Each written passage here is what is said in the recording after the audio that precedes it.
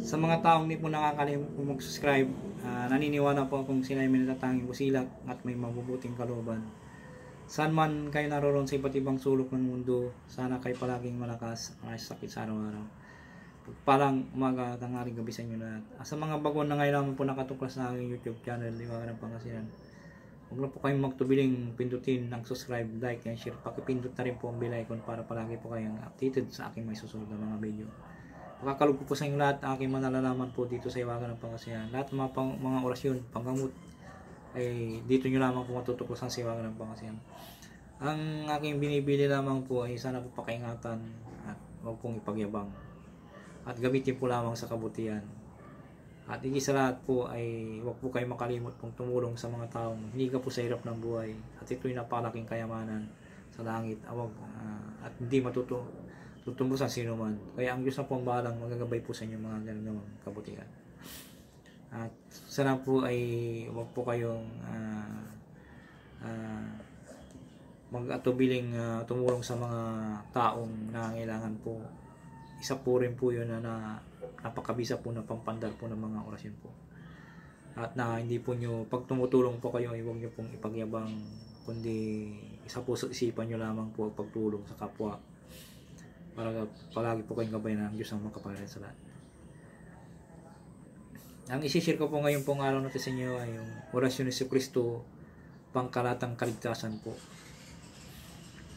Napaka-importante po ito na kahit saan man kayo pumuntang lugar, kahit saan man po kayo magbiyahe, kahit nasa barko po kayo, eroplano, at kahit nasa kagitnaan po kayo ng bundok, ay dapat po ay may inuusal po kayo pang-proteksyon sa kaligtasan sa lahat ng mga bagay.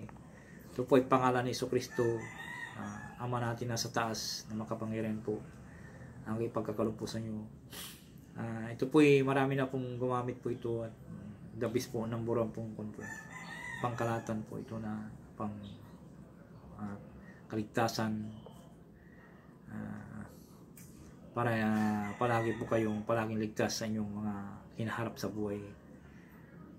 Sana po i-share nyo po sa iba para may matutunan po sila na pangkaligtasan po na galing sa Diyos ang makapangyarihan sa lahat na ituturo po sa inyo.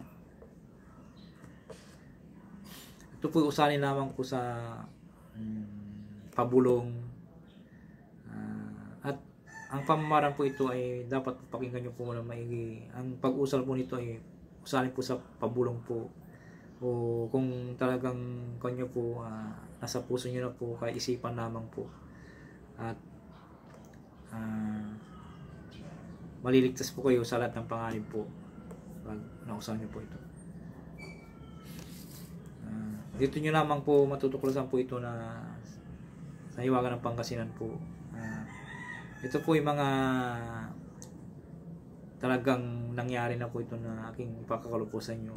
Basta tiwala po kayo sa sarili at alam ng Diyos ang makapangyarihan sa lahat na mga aking binabagi po ay galing sa Kanya. At bago ko po binablog po dito ay humingi muna akong gabay sa Kanya na Ama, lahat po ng mga binabagi kong mga orasyon po ay ipagkaloob mo ang bisa po para magamit ng kapwa-tao na aking pinagkukuhan po dito sa binablog ko o sa pinapakita ko po sa video para may magamit po sila. At parang kwan din po na nagpako sa akin, ang Diyos ang makapangyarihan sa po ay hindi nyo makakausap po sa personal po, kundi makakausap nyo po, magpapakita sa inyo sa biglang pangyayari. Halimbawa po natutulog pa kayo at papanaginipan nyo talaga, at yung panaginip na yun ay totoo yun na panaginip na sa Diyos ang makapangyarihan. Pag nagpaginip sa iyo ang Diyos ang makapangyarihan sa lahat, saglit lamang po kayong kausapin.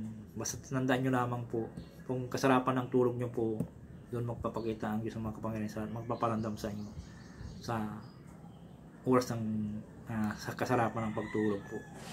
Basta taos puso po kayong manalangin sa Kanya, at yung panaginip nyo po yun ay pakaingatan nyo po, huwag yung pong ipagyayabang, kundi sarili nyo po lamang po para may kon po kayo. Hindi po basta-basta po magpaparamdam po sa inyo kung hindi po kayo naniniwala sa Kanya, hindi siya basta-basta magpaparamdam sa inyo. Kung puso nyo pananampalataya sa Kanya, ay mapaparamdam sa Kanya, sa inyo, at tuturuan po kayo sa lahat ng mga bagay-bagay. Yan lamang po. Sana po maniwala po kayo at subscribe kayo, like and share, at paki-follow na rin po. Sa mga baguhan po, paki-tulong po at pakakalo ko po sa inyo dito lahat po aking mga nalalaman po sa Hiwaga ng Pangasinan. Narito po ang orasyon ni si Kristo, pangkalahatang kaligtasan.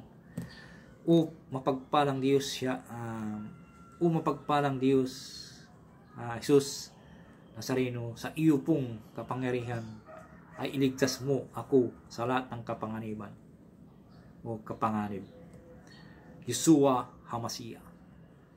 Ito po'y kung nasa pan po kayo, kagipitan po, o sa gitna po ng kagipitan, kung nagbabiyahe po kayo, kahit usalan nyo po lamang po ng paulit-ulit, at makakamtan nyo po ang bisa. Kung nasa biyahe po kayo, kahit 3 beses po nyo po usalin, bago po kayo malis ng bahay, usalin nyo na po ito.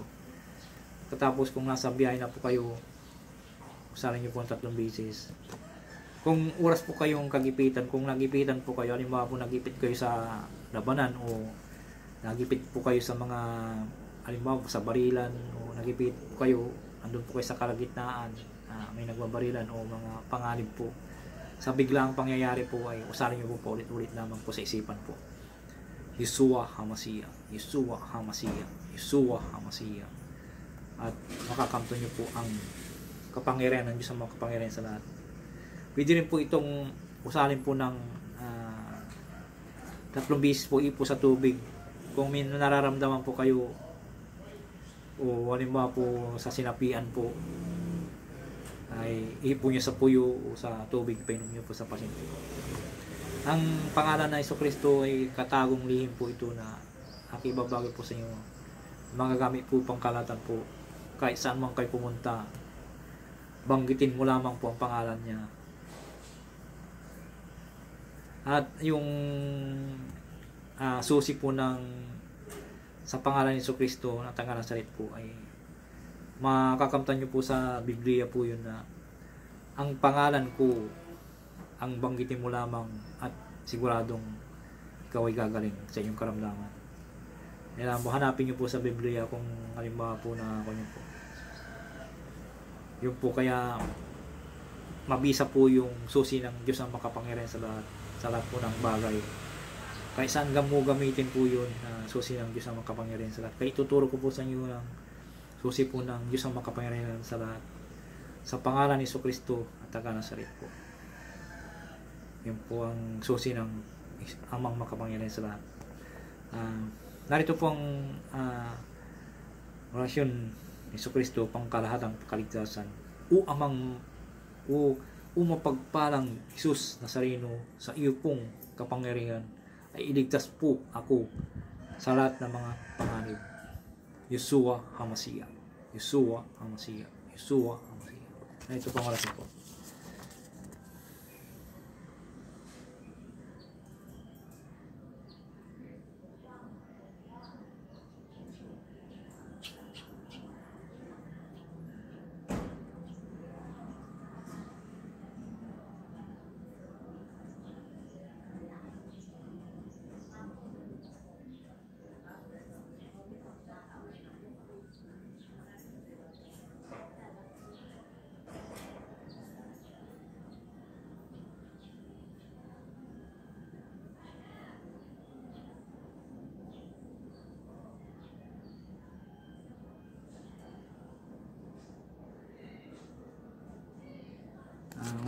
Maraming salamat po sa inyo lahat. Siya po sa inyo lahat.